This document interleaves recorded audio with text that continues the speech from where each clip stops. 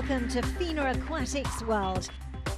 In this month's episode, we'll zoom in on the FINA Synchronized Swimming World Trophy 2013 in Mexico.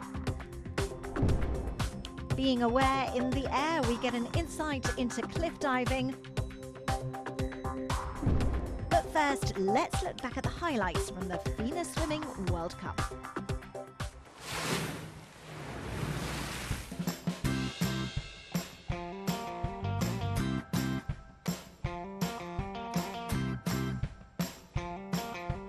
The 2013 edition of the FINA Swimming World Cup brought plenty of action and top-class swimming throughout the 8 stops of the series.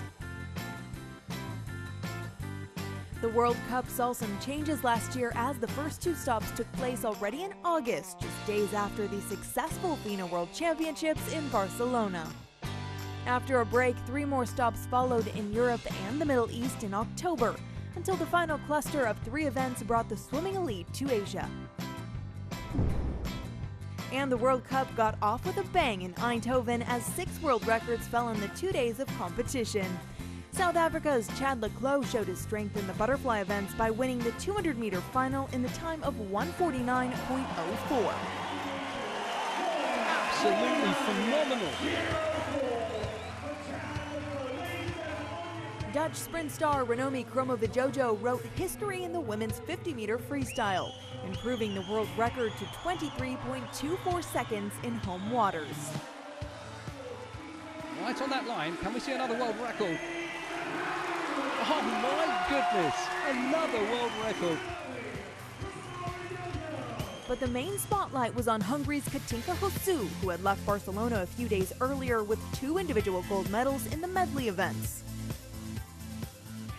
Having the 2 stops right after Barcelona, everyone was tapered, everyone was ready to go, and I swam so well in Barcelona that I had the confidence that going into short course. In Eindhoven, Hosszú set a new world record in the 200-meter individual medley already in the heats, and improved on that time in the final in the evening. 2 world records in one day, absolutely monumental. On day 2, Hosszú repeated that feat in the 100-meter IM with double world records. A sensational start to the World Cup, and what a display of power from the Magyar swimmer. My coach Shane told me, just go for the world record in the morning, and I was like, who does that? Like, no one breaks the world record in prelims. And I'm like, well, I guess I can try. I mean, we can see how close I can get in prelims. And after breaking it in the prelims, you get even a bigger confidence boost. So after that, I just kept breaking them. And continue she did, as the following stop in Berlin witnessed 2 more world records from Hosszú. First, she improved the 100-meter IM to 57.45, and then she decided it was time to conquer the 400-meter world record as well. Katinka Hosszú once again showing the world that she is on fire. 4:20.85, the time for Hosszú, who thereby held the IM records from 100 to 400 meters. An astonishing achievement.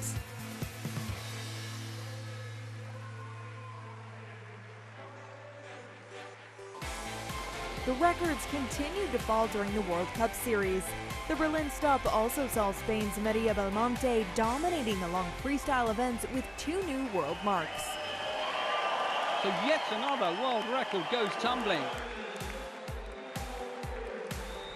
Russia's Yulia Efimova set a new world record in the 50-meter breaststroke in Japan's capital, Tokyo. But look at Efimova. Efimova is flying. I think she's going to break the world record. But she has. Singapore was the scene for Chad Leclos as he lowered his own world mark in the 200-meter butterfly. Has he got the energy to hold on to break this time? The time 1:49.04 is the target, and he has set a new world record.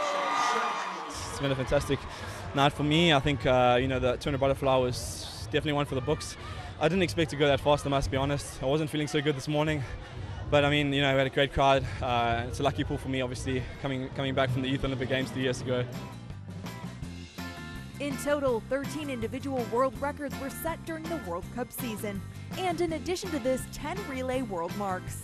The 2013 edition of the series witnessed the inception of the mixed relays, both freestyle and medley. The teams pushed each other to better times from one stop to the next, bringing much excitement to the spectators. As the dust had settled, two worthy World Cup champions were crowned as Katinka Hosszu topped the women's rankings and Chad Leclos the men's, receiving $100,000 each. In total, Hosszu secured $365,500, while Leclos earned $305,500 during the series.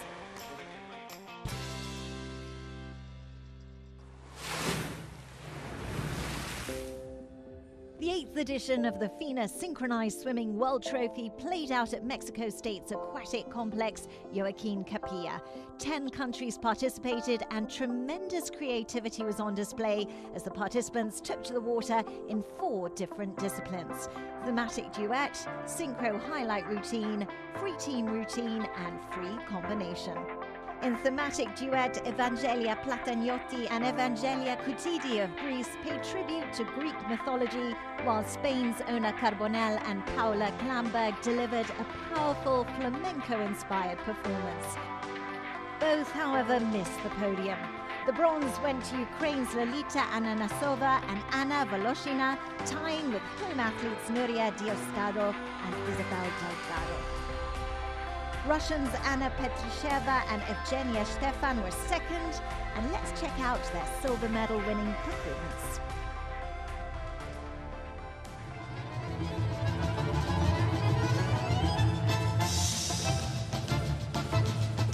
A stylish and impressive routine from the Russian pair, but it was the Chinese stars Huang Hui-chen and Sun Wen-yan who dominated the competition in routine.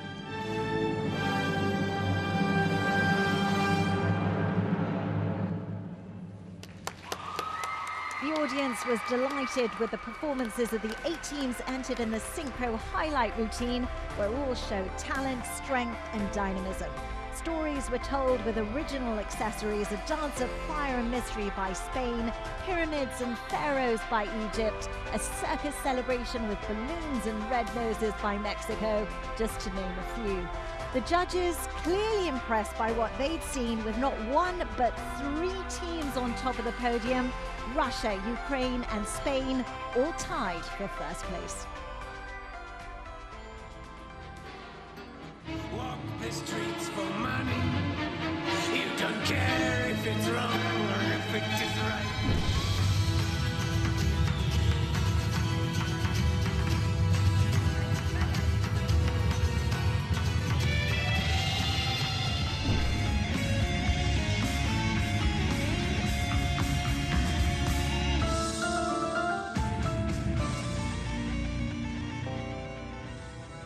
Wonderful performances then from all 3 teams that ended up sharing that top spot.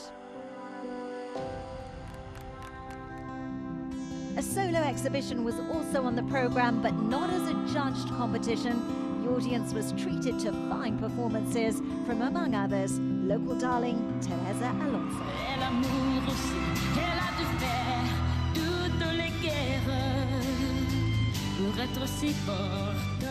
We'll be back with more action from the Joaquin Capilla Aquatic Complex, but now let's shift focus to cliff diving as we get to know more about an essential part of this sport: aerial awareness.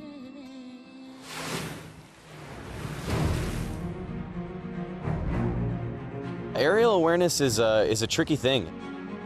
It's essential to know exactly where you are in the air. You want to know quickly where is the water, where is vertical, and that way you can have a good dive. Head position is definitely one of the most important things. You wouldn't think about it maybe if you don't know much about diving, but if you're in the sport a little bit, you know on takeoff, if you get it up too far, or it's to the side, or you're looking down, it's going to totally throw you off throughout the air. You can get lost, it won't feel good.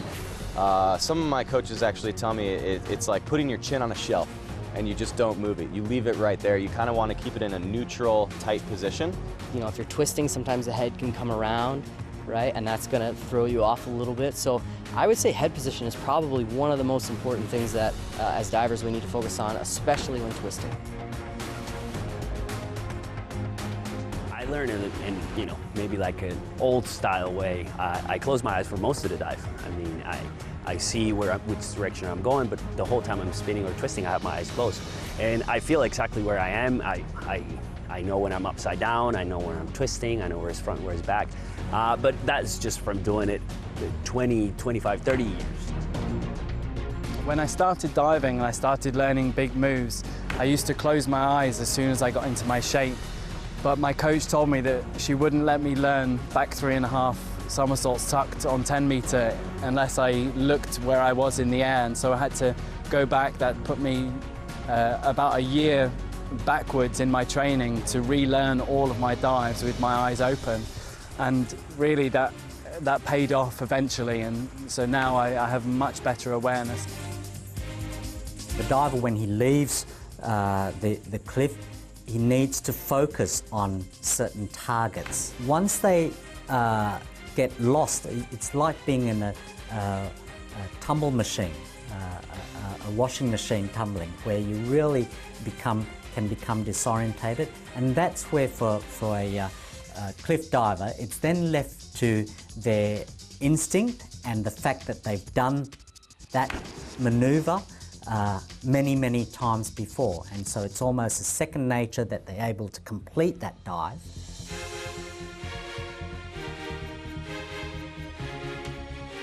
If you were to lose where you're at in the air, the biggest thing you can do is not panic. You have to absolutely stay calm and use whatever your reference is, whether it's visually, feeling, you have to use that, and you have to use it quickly and calmly. Your muscles know what must to do, and of course your eyes and your mind remember when and what you must do. I just count everything in my head. I feel it. Whatever it is that I'm feeling, I don't know if it's the wind or I don't know if it's just the feeling of falling. When I do my quint half, I hear the rotation go past my ear. It's kind of it makes a whoosh noise. And so I listen for 4 of those and I know it's time to come out.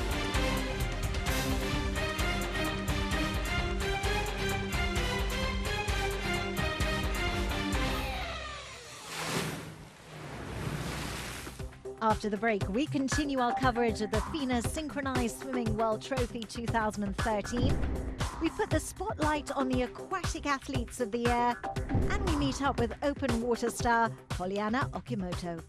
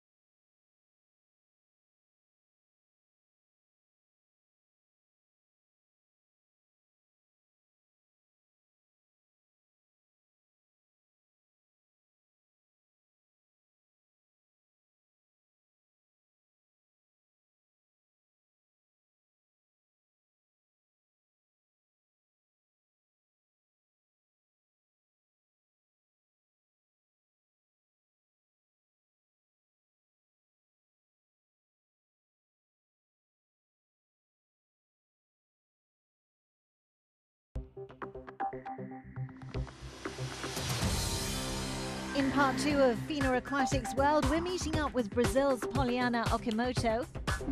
The brightest shining stars of 2013 are revealed. But first, we return to Mexico for the FINA Synchronized Swimming World Trophy 2013.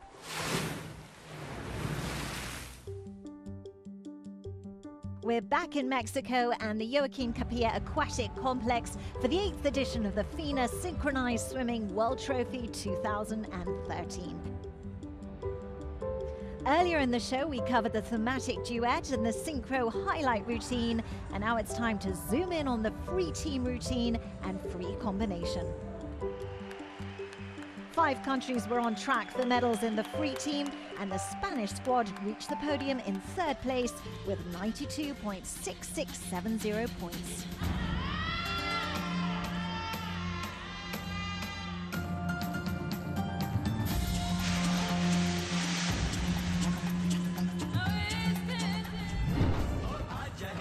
Ukraine delivered a vibrant artistic performance, which was enough for the runners-up spot with 94.5 points.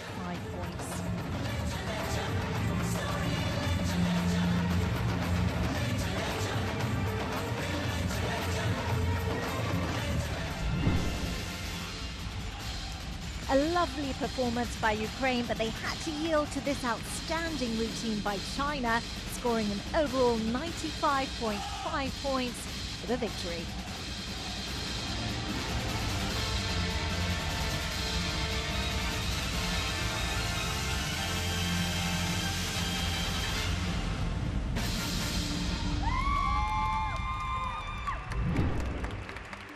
Finally, let's take a look at the free combination, which delivered the same podium finishes as we saw in the free team. Spain then claiming their 3rd medal of this meet, scoring 94.8330.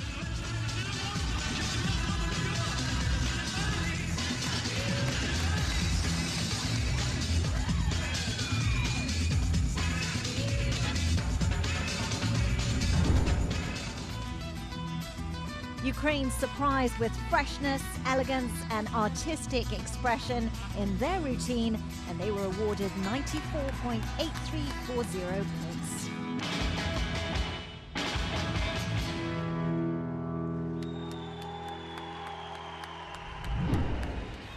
But once again, the stage belonged to China, who clinched their 3rd victory of the competition, scoring 96.6670 points.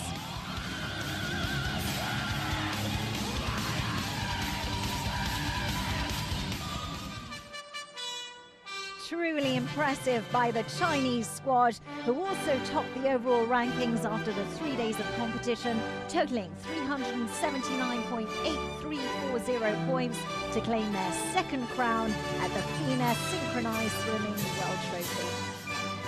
Ukraine capturing the silver, while Spain secured the bronze. Now it's time to take a look at the aquatic stars that shone the most in 2013. After a memorable year, the FINA family voted for the Athletes of the Year 2013, having chosen 11 exceptional competitors in the 6 FINA disciplines. Organized by the FINA Aquatics World magazine, 674 voters took part, coming from the FINA national federations, FINA committees, media, partners, and experts in aquatic sports. The results and achievements at the 15th FINA World Championships held in Barcelona largely dictated the outcome of the vote, with all the selected athletes leaving the Catalan capital with at least 1 gold medal. For this 4th consecutive edition of the FINA Athletes of the Year, high diving was included for the first time in the vote, after its inclusion in the program of the FINA World Championships. The list of FINA Athletes of the Year 2013 is as follows.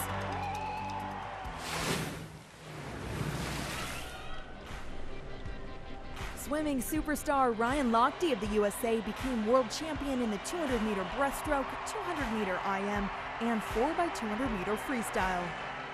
Lochte was voted FINA Athlete of the Year in 2010 and 2011 as well. Ryan Lochte, Koecki closing, but Lochte wins it.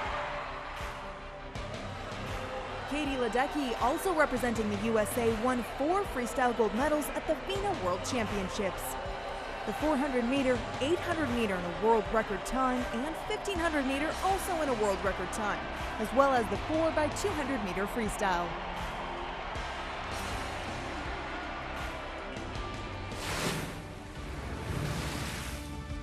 China's He Chong is the reigning diving world champion in the individual and synchronized 3-meter springboard. He also placed second in the overall 3-meter springboard rankings at the 2013 World Series.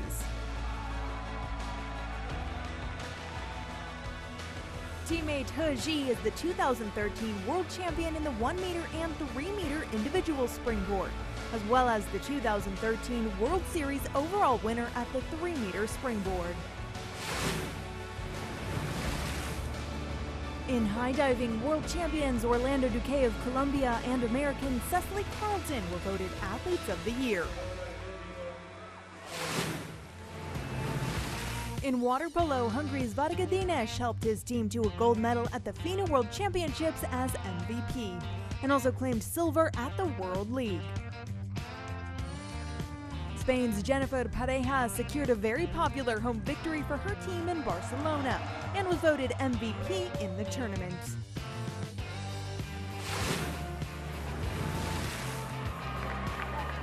Svetlana Romashina was the queen of synchronized swimming in 2013, securing gold medals in solo free, solo technical, duet free, and duet technical.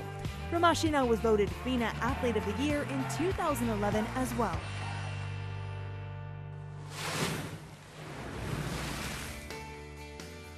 Finally, in open water swimming, Germany's veteran Thomas Lutz became a world champion in the 25-kilometer and the team event.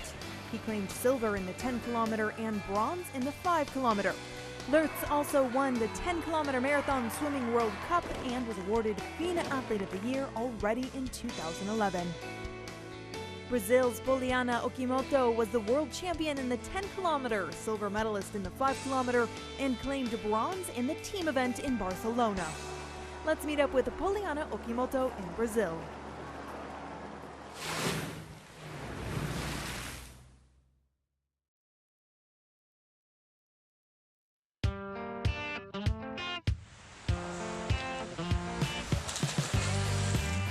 In 3 tough races over 5 days against the strongest open water swimmers in the world, Brazil's Poliana Okimoto proved she's the best at this summer's FINA World Championships in Barcelona.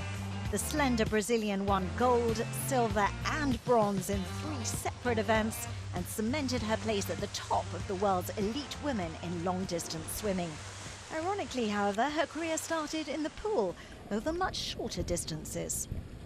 Eu sempre fui nadadora de piscina em provas de fundo, né? Então 800 e 1500 sempre foi minha especialidade desde pequenininha.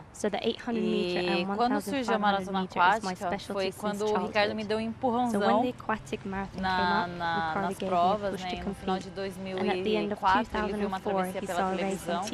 É uma travessia muito tradicional no Brasil, travessia de esporte. E a gente ainda era namorado e ele me ligou falando, ó, Poliana, assiste essa prova que você vai estar nela. Ricardo Sintra is now Okimoto's husband and coach. He signed her up for her first open water competition, which she won, crushing the women's record in the process. Over the next few years, Okimoto would go on to win a host of medals at the Pan American Games, World Cups and World Aquatic Championships, as well as winning the 2010 World Open Water Swimming Woman of the Year award. But there is a medal still missing in an otherwise impressive collection. Sem dúvida, né? Eu não vou esconder que a gente I will not hide that we are always thinking about the Olympics. A única the medalha only que ela medal não she tem does no not have in the esporte é a sport medalha is the olímpica, Olympic né? medal. Então isso é uma So it is obsessão an que a gente obsession tem, that assim, we've já had faz for a tempinho, while. né? Marathon swimming's Olympic debut came at the 2008 Beijing Games, where Okimoto finished at a respectable 7th place. 4 years later, Okimoto entered the race in London aiming to medal. Unfortunately, that was when the dangers of this sport became apparent. Okimoto had to be pulled out of the water after 70 minutes and treated for hypothermia. She was hauled into one of the safety boats where she fainted from dehydration. Então, realmente, lá em Londres foi uma situação difícil, né? Porque quando eu cheguei no ambulatório, ela estava desmaiada, né? In London, we faced a difficult situation because when I arrived at the clinic, she was already unconscious, and our biggest concern in the marathon was the cold. Because you may have multiple organ failure, and if it happens, it's over. The person dies. There is no way to revive them. It's very difficult. So I was worried about her health. To me, it didn't matter whether she got a medal or not. The most important thing was my wife. Foi muito dura, como é sempre, né? Mas eu acho que esse ano foi especialmente difícil, porque eu saí de um ano olímpico que eu fui muito mal na Olimpíada, eu não consegui completar a prova e eu tinha me preparado muito bem para essa Olimpíada. Estava treinando bem, nadando bem, e por causa de uma hipotermia eu tive que sair da prova. E isso acabou com o meu psicológico, eu fiquei abalada, passei um bom tempo sem querer pensar em água, então esse ano foi realmente assim, difícil para mim. E sair de um ano traumático e começar tudo de novo do zero é difícil para o atleta, né? After the London Olympics, the couple moved from Rio de Janeiro to Sao Paulo. Okimoto started training at a local club in Esperia, swimming 14 kilometers daily, and her will to compete soon returned.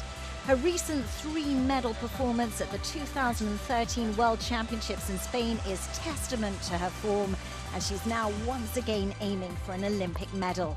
This time at the 2016 Olympic Games, which are going to be held, of course, in home waters. É a oportunidade, né, que a gente vai ter. Onde eu iniciei na maratona aquática, ganhar uma medalha olímpica dentro de casa. A gente vai ter uma oportunidade enorme, né, de estar competindo em casa com a nossa torcida, com nossos familiares assistindo, tá dormindo em casa, não precisa de fuso horário, a alimentação vai ser a mesma, nosso arroz e feijão. Então vai ser ótimo pra gente, quem sabe a gente não consegue.